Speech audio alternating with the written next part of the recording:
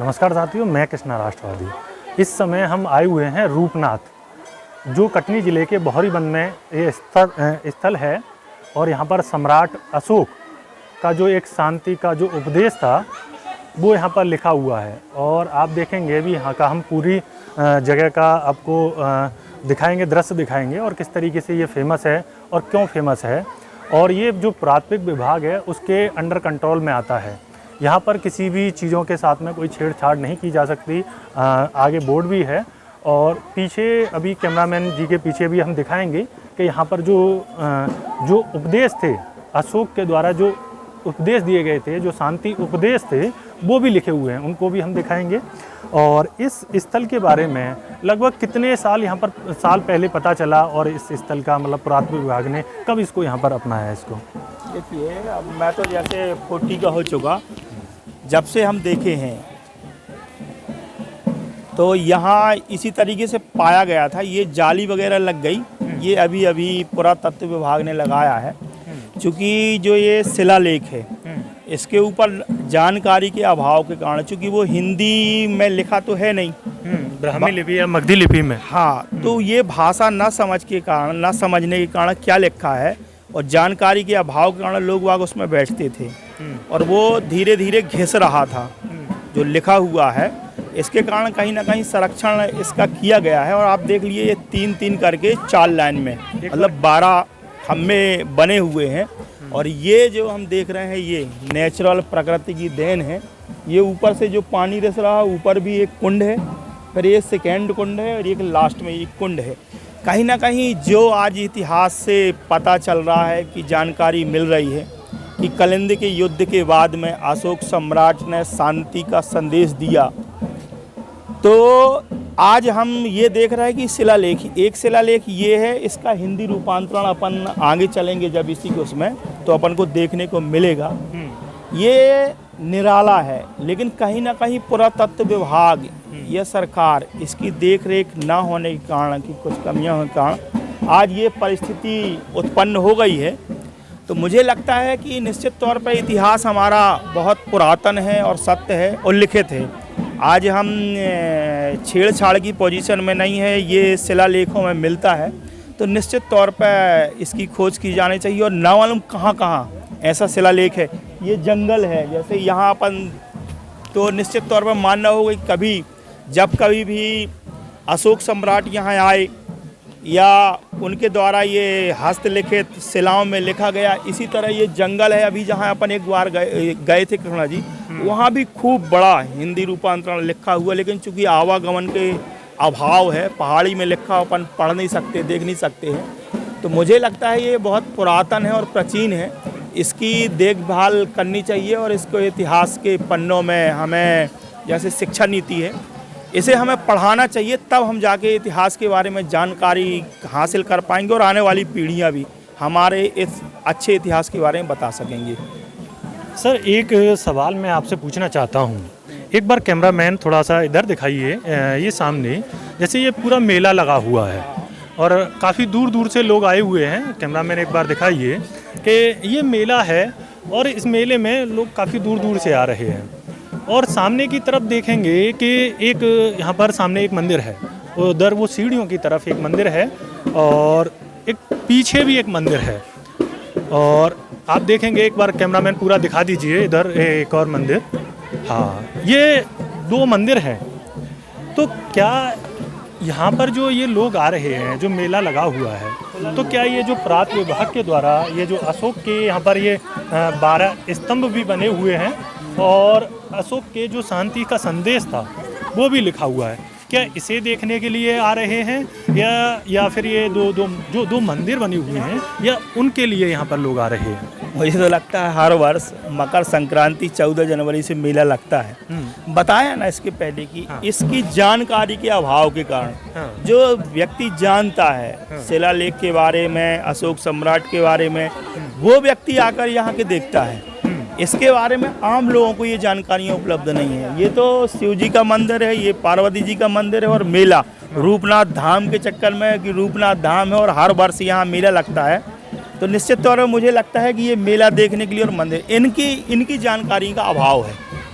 जी, एक सवाल ये बनता है, क्या हमारी जो मैं जनता से भी पूछना चाहता हूँ, क्या सरकार को ये या फिर यहाँ के जो लोग हैं उनको क्या हक है कि जो विभाग की जो जगह है और जो संरक्षित की गई जगह है जहाँ पर टूट फूट करने पर आपको जुर्माना भी देना पड़ता है, तो क्या ऐसी जगहों पर आप देखेंगे, एक बार कैमरामैन दिखाइए सामने, वो वहाँ पर लिखा हुआ है सीता कुंड, उसके ऊपर राम कुंड, और शायद ये लिखा हुआ है, प्रिंट किया हुआ है, गुदा हुआ नहीं है पत्थरों पर, लिखा हुआ है सीता कुंड, राम कुंड, ऊपर भी लिखा हुआ होगा कोई और कुंड, और यहाँ पर शिव जी का और पार्वती जी का मंदिर है। तो क्या पुरातत्व विभाग या सरकार ये इजाज़त देती है कि हमारे जो पुरातत्विक स्थल हैं, तो क्या उनको मतलब मंदिरों में रूपांतरण किया जा सकता है उनका? मुझे लगता है कि नहीं देती है, लेकिन आज ये कैसे कह दें, क्योंकि यहाँ भर नहीं, जहाँ यहाँ पुरातत्व है, धीरे धीरे इनका संरक्षण ख़त्म हो रहा है और ये चीज़ें हमारी गुप्त हो रही हैं। 84 स्तूप थे, 84,000 स्तूप थे, कहाँ दिख रहे हैं? आज हम चले जाएं तो रायसेन में या चले जाएं तो बिहार में, इसके अलावा ये चीज़ें कहाँ मिलती हैं? तो मुझे लगता है कि ये जो हमारा इतिहास है ये धीरे धीरे नष्ट हो रहा है बिना देख रेख के, सरकार की अनदेखी। बहुत गंभीर बात कह रहे हैं। नहीं, गंभीर है ही है, क्योंकि ये मैं कोई वो नहीं कर रहा हूँ कि अध्यात्म की बात कर रहा हूँ कि मनुष्य सोच की बात कर रहा हूँ, मैं तो लिखित की बात कर रहा हूँ। ये लिखी हुई चीज़ें हैं जो आज इसका अगर संरक्षण ना किया गया और इसे, तो हम आने वाले इतिहास में तो कहीं ना कहीं खो दिया जाएगा। हाँ जी, एक बार कैमरामैन दिखाइए, ये अशोक के द्वारा जो लिखा हुआ है वो मगधी या ब्राह्मी लिपि में लिखा गया है, और कहते थे कि उस समय जब बुद्ध के समय तो पाली भाषा थी और ये मगधी ब्राह्मी लिपि में लिखा हुआ है। और एक बार कैमरामैन दिखाने की कोशिश कर रहे हैं कि ये देखिए, आप देख रहे होंगे, और इसी लेख की वजह से यहाँ पर रूपनाथ जो धाम है वो नाथ के नाम से आप देखेंगे वही नाम है। और ये एक बार खंबे और दिखा दीजिए, ये 12 पिलर हैं, 12 खंबे बने हुए हैं और काफ़ी मजबूत हैं। इनको चाहे आप हजारों सालों तक भी ये इसी स्थिति में खड़े रहेंगे। और इन 12 स्तूप खंभों के बीच में ये लेख लिखा गया है। अभी इसको पुरातत्व विभाग ने चारों तरफ से इसको बंद किया गया है, क्योंकि जैसे बताया भैया ने कि ये मिटता जा रहा था और इस वजह से इसको संरक्षण किया गया है और इसको सुरक्षित किया गया है दीवार लगा करके। और आप देखेंगे सिर्फ इन 4 खंभों की वजह से यहाँ पर ये पूरा का पूरा इस तरीके से किया गया है। आइए हम आगे और इस पुरातत्विक स्थल है इसका और निरीक्षण करते हैं और जानने की कोशिश करते हैं और आगे बढ़ते हैं। यहाँ पर मेला का भी जो यहाँ लगा हुआ है, चलिए आगे और देखते हैं। तो ये लगभग कितने क्षेत्र में फैला हुआ है लोधी जी? ये बाउंड्री वाल है, कुछ ये बाउंड्री टूट भी गई है ना। तो ये तो यहाँ है और उससे आगे भी जो सरकार है, पुरातत्व विभाग है, मकान बनाने का नवीनीकरण का नहीं देता है, अनुमति लेनी पड़ती है। लेकिन इसका धीरे धीरे जैसे ये मंदिर बन गया, ये आसपास में मंदिरों का बनना लगभग चल ही रहा है। अब मुझे जैसा मैं यहाँ पर देख रहा हूँ, क्योंकि देखिए श्री मतलब जो यहाँ पर रूपनाथ, और यहाँ पर एक बार कैमरामैन इसे भी दिखाइए कि एक ये भी दिखाइए जो ये स्मारक है, प्राचीन स्मारक तथा पुरातत्वीय स्थल है। अवशेष अधिनियम 1958 का 24 के अधीन राष्ट्रीय महत्व का घोषित किया गया है।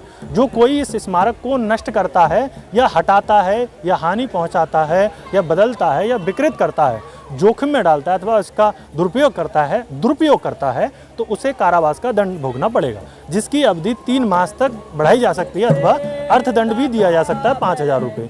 ये यहाँ पर लिखा हुआ है, ये अनाउंस किया गया है। लेकिन आप देखेंगे कि आपको जितना मैं समझता हूँ, आप देखेंगे कि कितना समय लगेगा इस जो ये स्थल को, ये कब तक आपको लगता है ये पुरातत्विक स्थल ही रह पाएगा या फिर आगे आने वाले समय में ये कन्वर्ट हो जाएगा? आपको कितना समय लगता है? जैसे आपने बताया 84,000 अशोक के स्तूप थे और 84,000 स्तूपों में बहुत कम स्तूप देखने को मिलते हैं अब, ठीक है। वो कहाँ ट्रांसफॉर्म हो रहे हैं और किस तरीके से उनका ऐसे क्यों होता जा रहा है कि मतलब जो हमारी जो इतिहास है, जो प्राचीन इतिहास है, जो हमारे नवयुवकों को, युवाओं को और जो पढ़ने वाले हैं उन लोगों को भी समझना चाहिए, हमारे भारत के लोगों को भी समझना चाहिए। जबकि जब हम विदेश जाते हैं, जब हमारे माननीय प्रधानमंत्री मोदी जी भी विदेश जाते हैं तो वो ये कहते हैं कि मैं भगवान बौद्ध के देश से आया हूँ। तो इतना बड़ा बौद्ध धर्म, और वहाँ पर उनको बौद्ध धर्म कहने के बाद में मूर्तियाँ देते हैं या करते हैं, और उन्हीं की वजह से, बौद्ध जी की वजह से, भगवान बौद्ध की वजह से उनको क्या मिलता है, सम्मान मिलता है। लेकिन जब हम यहाँ पर भारत देश में आते हैं तो कहीं ना कहीं कई विचारधाराओं में चीज़ें बट जाती हैं। और आप देखेंगे कि मुझे नहीं लगता कि एक भी व्यक्ति शायद इस जो स्थल है, प्राथमिक स्थल को पढ़ता होगा या समझता होगा या जानने का प्रयास करता होगा। यहाँ पर देखें पूरा का पूरा, यहाँ पर ये पूरे मेले में आए हुए हैं लोग, दर्शन कर रहे हैं, नहा रहे हैं, बस सिर्फ मंदिर और मंदिर। तो ये कितने दिन तक टिक पाएगा? ऐसे ये कुछ दिन में हो सकता है, ये कन्वर्ट भी हो सकता है यहाँ पर। आपको क्या लगता है? मुझे देखिए हो सकता है, बड़ी बात नहीं है। मैं बताया ना कि इनका अभाव, जानकारियों का अभाव ही इसका नष्ट होने का कारण है। जो जानकारी नहीं है, बताया ना कि जैसे शिक्षा की नीतियों में इन चीज़ों को समावेश करना चाहिए। जब यूथ स्टूडेंट पढ़ेंगे, उनके बारे में जानकारी लगेगी, तब आके उनके बारे में देखेंगे और जानकारियाँ हासिल करेंगे। जो चीज़ दिखती नहीं है, मुझे लगता है वो विलुप्त हो जाती है। तो मुझे लगता है दिखना चाहिए, जानकारी होना चाहिए, तब तो वो चीज़ों के बारे में लोग बाग जानेंगे ना। तो यहाँ पर आप एक बार कैमरामैन दिखाइए कि यहाँ पर जो है पार्वती जी का मंदिर, ठीक है। अब आप देखिए कि हम लोगों पर एक लगता है कि हम या तो सनातन धर्म के खिलाफ हैं या इसके खिलाफ हैं, हम किसी के खिलाफ नहीं हैं। अगर सोचिए कि आज कुछ लोग सनातन धर्म के विपक्ष में हैं या विपक्ष में, लेकिन वो भी तो एक धर्म था, जो बौद्ध धर्म था, उसको भी तो आप, जैसे हमारा भारत देश कहा जाता है कि बहुत सारी संस्कृतियों का देश है, इसमें विभिन्न संस्कृतियां होते हुए भी लोग आपस में मिलजुल कर रहते हैं। तो एक धर्म को फिर आप कह सकते हैं नष्ट किया जा रहा है, एक धर्म को आपको उसको छिपाया जा रहा है और एक धर्म को आप बढ़ाते जा रहे हैं। तो ऐसा नहीं होना चाहिए।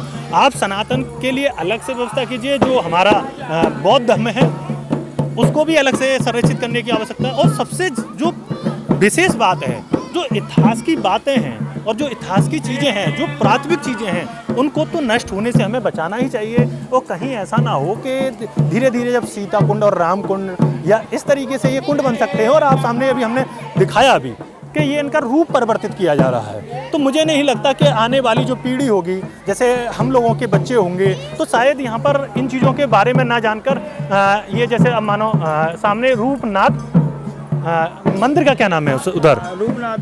रूपनाथ धाम शिव जी का मंदिर है, श्री शिव जी का, उनका रूपनाथ। तो एक अगर कहीं ना कहीं आप देखिए किस तरीके से छेड़छाड़ की जाती है कि उनका नाम, भगवान शिव का नाम, अगर आने वाले समय में क्या हो जाएगा, एक नाम रूपनाथ भी था। और रूपनाथ आप देखेंगे जितने भी नाथ हैं, वो नाथ पंथ कहाँ से निकला है। और इन जानकारियों को आप एक बार को जुटा सकते हैं, थोड़ा सा अध्ययन कर सकते हैं कि कैसे चीज़ें परिवर्तित होती हैं। ये असल रूप में मैं आपको दिखा रहा हूँ और एक ऐसी जगह से दिखा रहा हूँ। ये आप इसको बहुत मतलब आसान, मतलब इस चीज़ को बड़ा नज़रअंदाज नहीं कर सकते, क्योंकि आप देखेंगे बोर्ड भी लगा हुआ है, यहाँ पर अधिकारी भी घूमते हैं, जुर्माना भी लगता है, दंड भी लगता है, लेकिन रूप क्या परिवर्तित हो रहा है।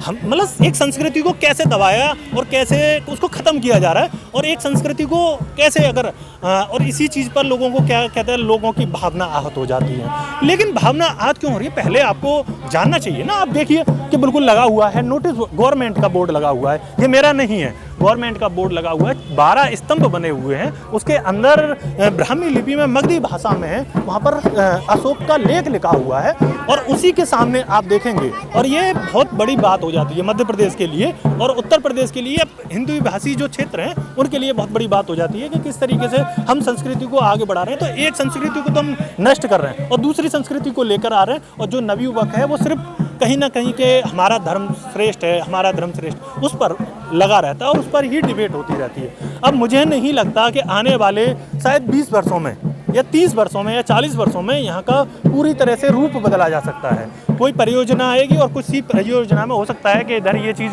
को बिल्कुल एकदम से अलग ही रूप दे दिया जा सकता है और यहाँ पर ये कुंड हो जाएगा और यहाँ पर मेला और मंदिर है ही है। और शायद मुझे लगता है कि इन कुंडों में भी कुछ ना कुछ अलग ही हो जाएगा, क्योंकि हो सकता है कि अभी सरकार की इधर नज़र ना पड़ी हो, और पड़ी होगी तो शायद ये सरकार की तो नहीं कह सकते, कुछ लोगों की इस पर नज़र नहीं पड़ी हो। और किस तरीके से अब आप देखिए, अब मैं जैसे मैं अब सवाल उठाता हूँ, अब ये यहाँ पर जैसे ये मंदिर है, अब देखिए कि यहाँ पर बिल्कुल लाइव देख सकते हैं और उनके माथे पर क्या टीके लग रहे हैं। और रूपनाथ ऐसे ही ना जाने कितने ऐसे बौद्ध स्थल हैं और ऐसी कितनी जगह हैं, जैसे हमारे भैया ने बताया कि 84,000 मतलब स्तूप थे और उनको आज कहाँ देखने को मिलते हैं और कहाँ हम बौद्ध के बारे में बात करते हैं। एक बार और दिखा दीजिए, वो मंदिर है और इसी की पूजा के लिए यहाँ से सामग्री मिल रही है। आप एक बार दिखाइए इन सामग्री को। ये यहाँ से सामग्री लीजिए आप और यहाँ से सब चीज़ लेके जा कर के वहाँ पर चढ़ाइए और ये चीज़ें चालू हो चुकी हैं यहाँ पर पूरी तरह से। और ये कब से आपने जब से आप जैसे बता रहे हैं भैया, आपकी 40 एज हो चुकी है, तो क्या आपने बचपन से ही ऐसी चीज़ें देखी हैं या देखे हैं? और अब थोड़ा और जो ये कमी थी, अब थोड़ा ज़्यादा ये चीज़ लोग वहाँ को जैसे जानकर देखो कृष्णा भाई, बताता हूँ कि जैसे आज आ पाए, आपका तो धन्यवाद देना चाहता हूँ मैं। ये चीज़ों का अभाव था, चीज़ें तो थीं, पुरातत्व भी ये जो आज ये निर्माण हुआ है, इसका सौंदर्यीकरण किया गया है, ये पुरातत्व विभाग किया है। लेकिन पुरातत्व सौंदर्यीकरण के अलावा यहाँ कुछ और भी चीज़ों का सौंदर्यीकरण हो चुका है। तो जब तक इन चीज़ों का अभाव था, जैसे जैसे जानकारियाँ मिलती जाती हैं, जैसे आज ही आप कल दिखाएंगे तो लोग वहाँ को जानकारी लगेगी। रूपनाथ धाम में भी अशोक सम्राट गए थे और वहाँ शिलालेख लिखे और शांति का संदेश वाचन किया और लिखा भी है। लेकिन ये चीज़ें हमारे क्षेत्र में जो लोकल का आदमी है उसको ये चीज़ें का जानकारी का अभाव था, नहीं जान पाए। जैसे आज हम लोग पढ़े देखे ये। और एक चीज़ बताता हूँ, जो आप वहाँ देख रहे थे, अच्छा वो हिंदी में, ये उसी का रूपांतरण है और उसके बाद में ही हिंदी का रूपांतरण। आइए उधर से देखते हैं, आइए इधर से तो जगह नहीं है निकलने की। साथियों देखिए कि किस तरीके से चीज़ें बदलती हैं। साथियों आपको है ना, सच्चाई आसानी से पचती नहीं है पेटों में। हम थोड़े उपद्रवी हो जाते हैं, हमारा मन, हम अपने बाल खुजलाने लगते हैं और सोचने लगते हैं कि ऐसा कैसे हो रहा है। आप उस रियलिटी को जानने का या समझने का प्रयास नहीं करते, या हम असलियत में उसकी जड़, जो कहते हैं ना, जड़ पर नहीं जानना चाहते। आप देखिए कि किस तरीके से देखो कैसे रूप परिवर्तित हो रहा है। और आज आप देखिए एक ये देखिए जो अपन ये, हाँ ये कैमरामैन अच्छे से दिखाइए एक बार। ये देखिए, ये मगधी या ब्राह्मी लिपि में जो कहते हैं, अभी हमें जानकारी नहीं है कि ये मगधी भाषा में है या ब्राह्मी लिपि, जो मगधी ब्राह्मी लिपि है या पाली भाषा है, जो यहाँ पर जो जानकार रहे होंगे। और आप देखिए एक ये देखिए, हाँ ये आपको मैं दिखा रहा हूँ, अशोक का रूपनाथ लघु शिलालेख। क्या लिखा हुआ है? अशोक का, हाँ बेटा देखो क्या लिखा हुआ है यहाँ पर, अशोक का रूपनाथ लघु शिलालेख। और ये देखिए, ये भाषा देखिए आप, ये देखिए आपको, अब ये मैंने नहीं बनाया, ये पुरातत्व विभाग ने बनाया है। और उसी जो लेख था जो हमने पत्थर पर गुड़ा हुआ था, उस चीज़ को है। आप लोग क्या होते हैं, विद्रोही हो जाते हैं, उस चीज़ को समझने का या सोचने का प्रयास नहीं करते। आप देखिए बिल्कुल स्पष्ट भाषा में, और जो इस वीडियो वहाँ तक पहुँचे, जो इस भाषा को जानते होंगे वो बता सकते हैं। या फिर अभी हाँ हिंदी ट्रांसलेशन अब आइए हम हिंदी ट्रांसलेशन पर जाते हैं और देखिए कि जो हिंदी ट्रांसलेशन किया गया है उस पर क्या लिखा हुआ है। हाँ ये देखिए, ये देखिए, हाँ ये हिंदी में देखो ये क्या लिखा हुआ है, शिलालेख का हिंदी रूपांतर। और मैं रूपांतर को एक एक अक्षर को पढ़ूंगा, ठीक है। और देखो रूपांतर कैसे हुआ जाता है। अब मैं आपको बिल्कुल एक ऐसी स्टोरी करने जा रहा हूँ यहाँ पर कि जो आपके होश उड़ा देगी। देखिए इसका अर्थ यों है, देवों के प्रियदर्शी राजा, ऐसा कहते हैं कि 28 वर्ष से अधिक हुए कि मैं उपारक हुआ हूँ, अर्थात मैंने बौद्ध धर्म में प्रवेश किया है, उपारक हुआ हूँ। ये कलिंग युद्ध के बाद की बात है साथियों। परंतु मैंने कुछ विशेष काम नहीं कर पाया।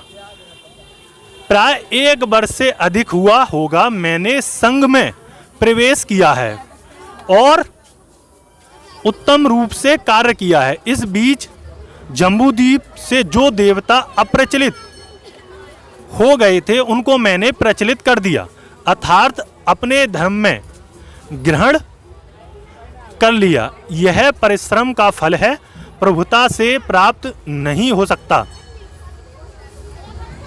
है। यदि क्षुब्ध व्यक्ति भी चेष्टा करे तो वह भी विपुल स्वर्ग सुख पा सकता है। इसी उद्देश्य से यह घोषित किया जाता है ताकि छोटे और बड़े सब चेष्टा करने लगें और हमारे निकटवर्ती राजा लोग भी उद्योग करें और उसे चिरकाल तक करें। इसी उद्देश्य का प्रसार ही इसकी विपुल वृद्धि हो जाए, इसकी अटूट वृद्धि हो जाए। अंत में इसे इससे देवदो वृद्धि हो जाए।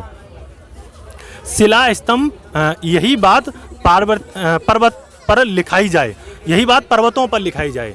और अभी हम साथियों वहाँ पर ऐसी जगह पर पहुँचे थे जहाँ पर अभी भी पुरातत्व विभाग की नज़र नहीं पड़ी है और अभी वो बिल्कुल छूटा हुआ है, जो बहरीबंद में है। अभी हम अपन उस पहाड़ पर भी चढ़े थे और राज्य के निकट या दूर जहाँ जहाँ शिला स्तंभ हों उन पर भी लिखा जावे।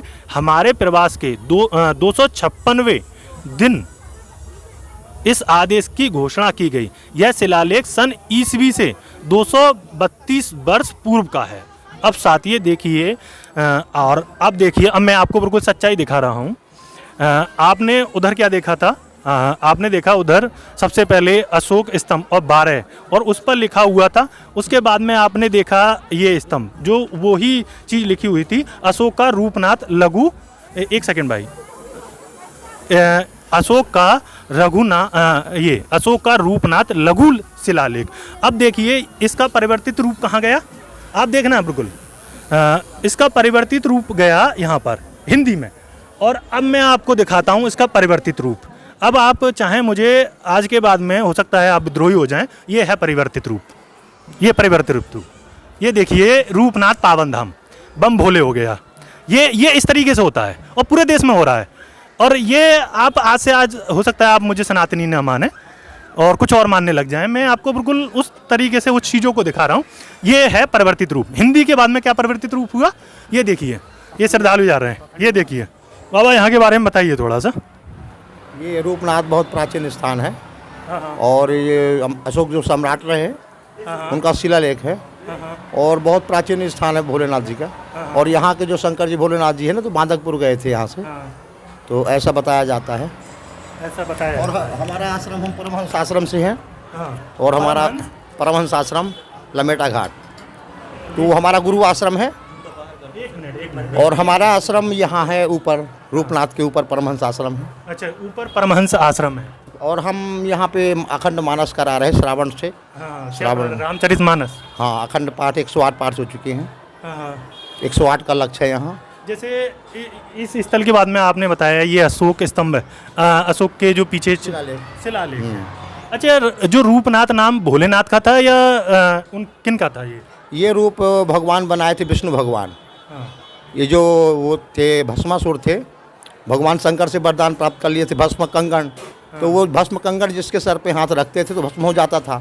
तो उसको मारने के लिए भगवान विश्व मोहिनी स्वरूप धारण किया था। उस मोहिनी स्वरूप को रूपनाथ कहते हैं। रूप जो नाथों के नाथ, रूपनाथ। लेकिन रूप जो नाथ शब्द है वो बौद्ध धर्म में आता है। लेकिन रूप जो बनाया था विष्णु भगवान ने बनाया था।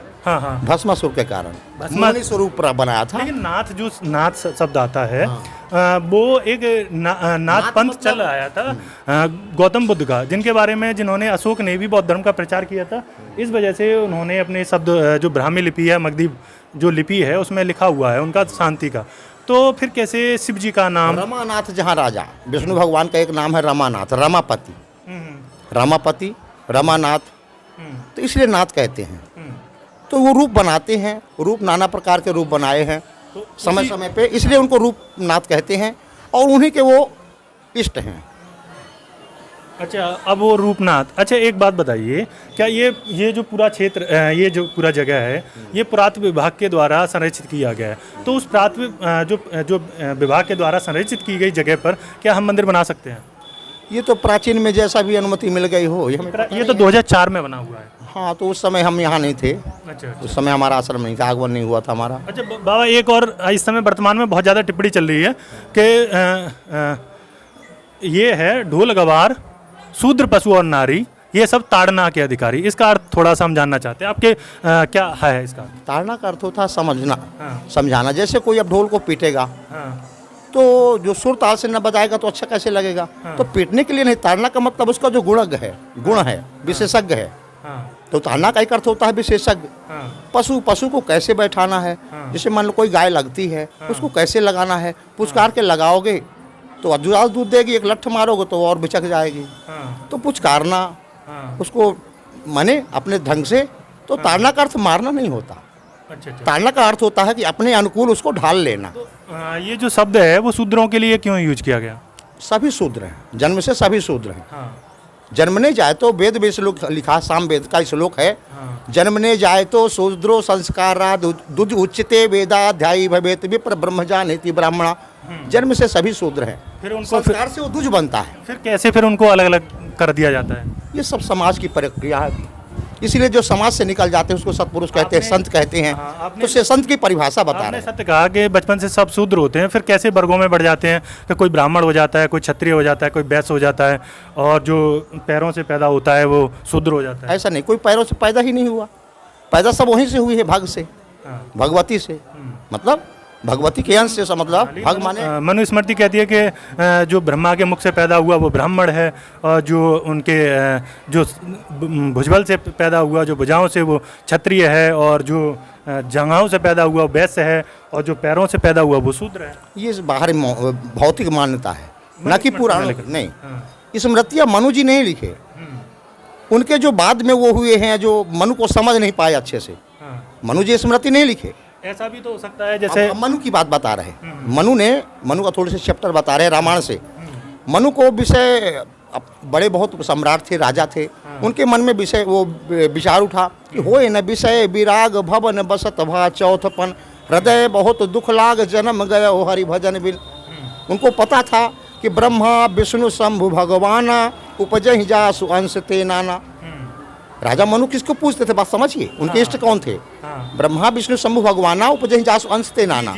ऐसे वो प्रभु सेवक बस है, वेद पुराण निगम अस कहे, ये मनु के विचार थे। फिर उन्होंने जब साधना किया, तपस्या किया, नियम शरण गए, ऋषियों से मिले, तो जब साधना में लग गए तो विधि हरिहर तप देखिए पारा, मनु समीप आए बहु बारा, कई बार आए। अच्छा, एक आते थे लुभाने के लिए, वरदान मांग लो। एक और रामचरितमानस में एक बात और लिखी गई है कि ब्राह्मण साप देता हुआ, मारता हुआ भी पूजनीय है, लेकिन अगर कोई शूद्र है, अगर वो चाहे वो विद्या हो उसके अंदर, या फिर उसके अंदर अच्छा मतलब हो जाए, लेकिन फिर भी वो पूजनीय नहीं है। अब ये रामचरितमानस का ही है, वेद का मैं मतलब आपको दिखा सकता हूँ। वेद, हाँ हमें पता है। हाँ, बिल्कुल। इसका मतलब ये नहीं, देखो कोई महापुरुष यदि लिखा है, जब तक उस स्थिति में नहीं पहुंच जाएंगे तो महापुरुषों के शब्द को नहीं समझ पाएंगे। हाँ, वो किस स्थिति में लिखे हैं, हाँ, किस स्तर पे पहुंच के लिखे हैं, तो उस स्तर में जब तक पहुंचेंगे नहीं तब तक समझेंगे नहीं। हाँ, जैसे कोई 10वीं 12वीं जैसे क्लास का विद्यार्थी है, जो शिक्षक है, उस स्तर पे जब कोई पहुंचेगा नहीं तो जानेगा नहीं। 5वीं वाला जब 10वीं बैठा दोगे कैसे जानेगा वो?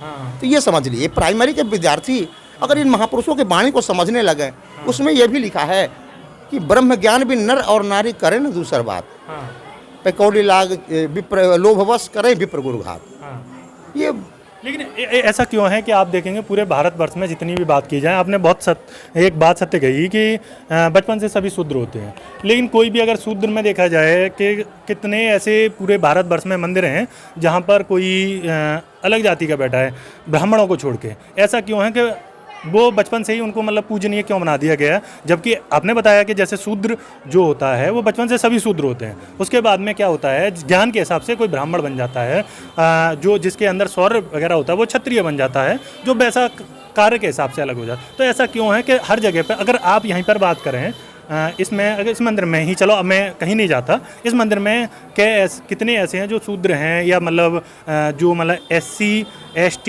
या OBC से आते हैं, बताइए।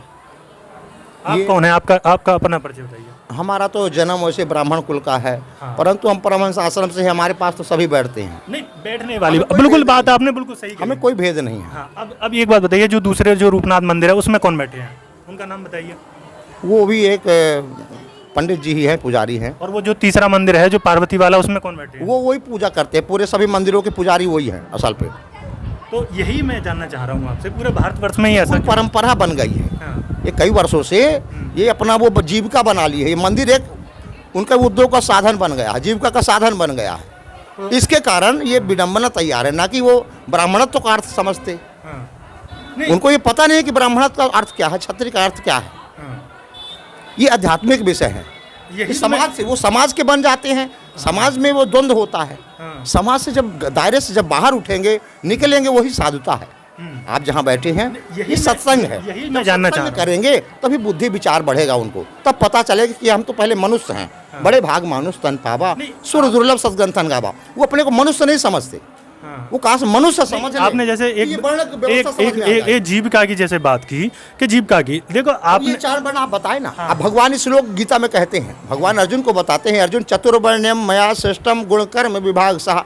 ये चार वर्ण तो सुन लिए, ब्राह्मण क्षत्रिय शूद्र वैश्य, लेकिन गुण कर्म विभाग सहा भगवान अर्जुन को कहते हैं, अर्जुन मैंने गुण के आधार पर कर्म बांटा है, ना कि शरीर बांटा है। बिल्कुल सत्य। गुण कर्म विभागसा है। चतुर्वर्ण मया सिस्टम गुण कर्म विभागसा की। अर्जुन मैंने चार वर्णों की रचना की, मैंने गुण बांटा है, ना कि शरीर। शरीर पांच तत्व का रहेगा, सबके अंदर गुण बटे हुए हैं कि कौन किस गुण का योग्य है, कौन कुछ लायक है, कौन कौन अधिकारी है जानने का, उस समय कौन गुण उसके अंदर कार्यरत है, कार्य कर रहा है। जी, मैं बिल्कुल आपकी बात को ही सत्य मान रहा हूँ, मैं उसी बात को सत्य मान रहा हूँ। आपने बताया गुण के हिसाब से, मैं उसी गुण को सत्य मानना हूँ। तो मैं जानना चाह रहा हूँ कि गुण एक शूद्र में भी हो सकता है। तो मैं यही जानना चाह रहा हूँ कि ऐसा क्यों है कि एक ही वर्ग के लोग, कि भाई वो बचपन से कैसे पूजने हुए, जबकि आपने गुण के हिसाब से बताया, गीता में भी लिखा है। मैं अगर शूद्र हूँ या ये बाबा शूद्र हैं, तो क्या ये क्यों नहीं बन सकते?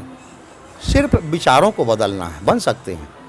वाल्मीकि जी का उदाहरण आता है। वाल्मीकि जी कभी डाकू थे। अच्छा, बदल सकते। वाल्मीकि भंगी शरीर मान लो कहते हैं, स्वपच कहते हैं, लेकिन विचार बदल गया उनका। उनका विचार बदल गया, मात्र क्या बदला? शरीर नहीं बदला, विचार, शरीर वही था बिल्कुल सत्य। जिस कुल में जन्मे थे। उल्टा नाम जपत जग जाना। जग वालों ने क्या समझा, ये मरा मरा कर रहे, मरा मरा कर रहे, पर वो राम राम जपते थे। सत्पुरुषों से मुलाकात हो गई, सत्पुरुषों ने मंत्र दे दिया, वो राम राम करते वाल्मीकि ब्रह्म समाना। राम के समान हो गए, ब्रह्म के समान हो गए। जी जी जी, राम का ही दूसरा नाम ब्रह्म है। यही होना। ब्राह्मण तो कोई जानता है वो ब्राह्मण है, न कि ये जात समाज से कोई ब्राह्मण हो। ये समाज तक का दायरा है। यही होना चाहिए था, और मैं भी उसी की बात कर रहा हूँ। बिल्कुल आपको बताया कि जन्मने जाते शूद्रो संस्काराद उदिते वेदाध्यायी भवेत् विप्र। लेकिन शूद्र, हम वेदों का अध्ययन नहीं किए तो हम विप्र कैसे होंगे? बिल्कुल, मैं उसी चीज, वेदों का अनुभव करना पड़ेगा, वेद मंत्रों को समझना पड़ेगा, जानना पड़ेगा, तब विप्र होंगे।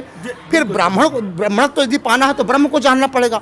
ब्रह्म से हमारा कांटेक्ट नहीं है तो हम ब्राह्मण नहीं है। हाँ, यही मैं जानना चाह रहा हूँ कि यही तो मैं कह रहा हूँ कि बचपन से हम सब शूद्र हैं, सारी चीजें कांटेक्ट हो गया, वो फिर भेद नहीं रखता।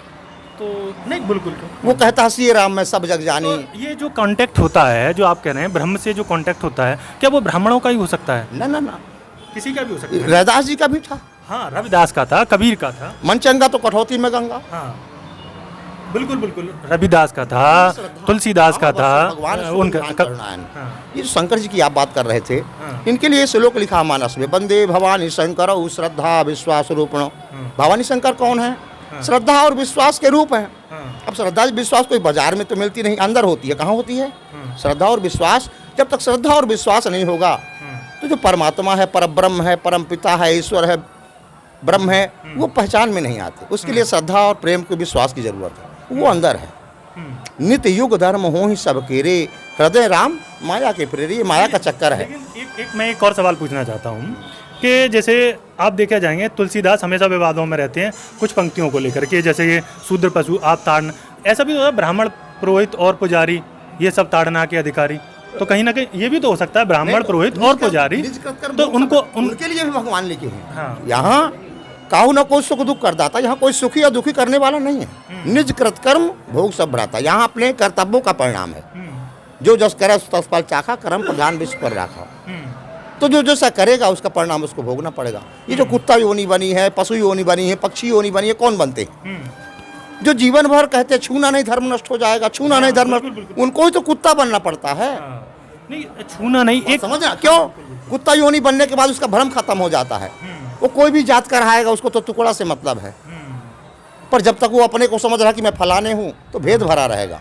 भेद के कारण भगवान को कहना पड़ा कि निर्मल मन जन सो मोहि पावा, मोहि कपट छल। जिसके अंदर भी कपट छल स्थित है वो भले ब्राह्मण है, भगवान नहीं मिलेंगे उसको। एक बात बताइए, फिर ऐसा क्यों है कि सभी मंदिरों में तुलसीदास की रामायण ही पढ़ाई जाती है, रामचरित मानस पढ़ाई जाती है, कबीर बीजक क्यों नहीं पढ़ाई जाती? या रविदास या कि आपने बताया एक पंक्ति बताई, लेकिन यहाँ पर रविदास की नहीं है, कबीर दास की नहीं है, चोखा मेला की नहीं है, बसमन्ना की नहीं है, गुरु नानक की नहीं है। ऐसा क्यों नहीं है कि इन लोगों की भी आप यहाँ पर रखते और उस चीज़ को भी लोग जानते? तुलसीदास को ही क्यों पढ़ाया जाता सबसे ज़्यादा, और जबकि वो सबसे ज़्यादा विवादित भी रहे और इन पंक्तियों को लेकर के? तो सही कह रहे हैं, परंतु अनुभव ही होना चाहिए ना। जब जिस चीज़ का जिसको अनुभव नहीं हो पढ़ाएगा कहाँ से? अगर मैं एक हम कहते हैं अगर कबीर मैं बीजक की बात आप करें, हाँ। जब कबीर बीजक का जिसको पता ही नहीं है तो पढ़ाएंगे क्या? बात समझना। जो महापुरुष उस स्तर वाले रहे, जब उस स्तर वाले महापुरुष मिलेंगे तब उसका अर्थ बताएंगे, उसकी अनुभूति कराएंगे। अब वो पढ़ भी लेंगे तो उसका अर्थ कहाँ से पाएंगे? लेकिन एक और चीज़ आती है तुलसीदास में हमेशा। तुलसीदास जी को पढ़ के लोग अभी समझे थोड़ी हैं। तुलसीदास जी कहीं भेद की बात नहीं लिखे हैं, भ्रम की बात नहीं लिखे हैं।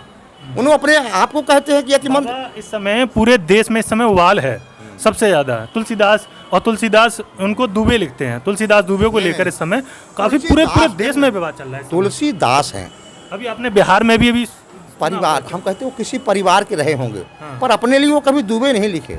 राम जी कभी सिंह छत्री नहीं लिखे, कृष्ण जी कभी यादव नहीं लिखे। महापुरुष कोई जाति का नहीं होता, महापुरुष संसार का होता है, परहित के लिए होता है, सबका होता है, आत्मस्वरूप वाला होता है, आत्मज्ञानी होता है, परमात्म ज्ञानी होता है। उसका नाम क्या हो जाता है? जात से उठने के बाद ही आत्मज्ञान का नाम होता है महात्मा।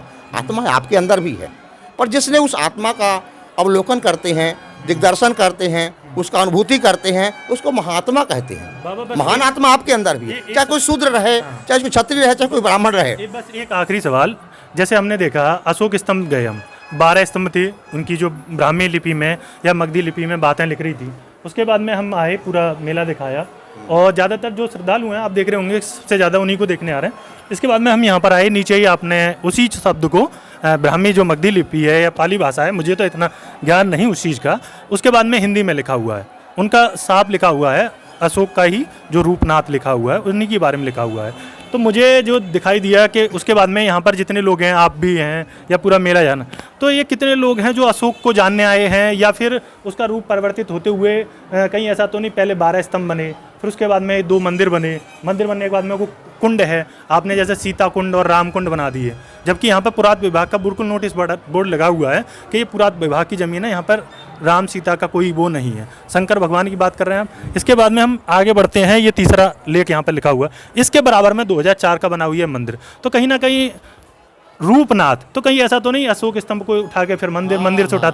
हाँ। सब अपने अपने यहाँ समाज दर बटे हुए हैं, जैसा आप कह रहे हैं, उसी का रूप अलग अलग समाज का है। कोई यादव समाज का है, तो कोई गड़ारी समाज का है, तो कोई अलग अलग समाज में बटे हुए हैं। कहने का मतलब, मेरा कहने का मतलब कहीं ऐसा तो नहीं समाज का धर्मशाला बनाए हैं, न कि वो भोलेनाथ को जानना चाहते, न वो विश्वनाथ को जानना चाहते, न वो शंकर जी को जानना चाहते, क्योंकि शंकर जी की परिभाषा लिखी है मानस में, वही तुलसीदास की मानस जिसको आप कह रहे हैं, उसमें हम श्लोक बताएं आपको। वंदे बोधमयम नित्यम गुरु में शंकर रूपणो यमाश्रितो ही वक्रो अपि चंद्र सर्वत्र बनते।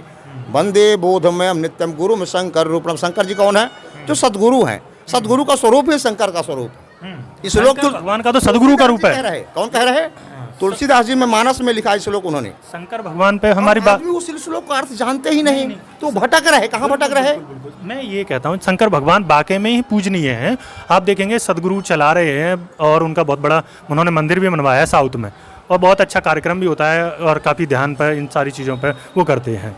मैं उस चीज़ पर नहीं जा रहा हूँ, मैं सिर्फ यहीं पर जा रहा हूँ कि ये प्राथमिक स्थल की जगह है और इस तरीके से कन्वर्ट। और आप बता रहे थे ये आश्रम है, हाँ आश्रम कहाँ पर है? जैसे परमहंस आप जो बता रहे थे, ये पहाड़ के ऊपर है। अच्छा, इस पहाड़ के ऊपर है। हाँ, हम जा सकते हैं? आश्रम है, जा सकते हैं? किधर से उधर का रास्ता?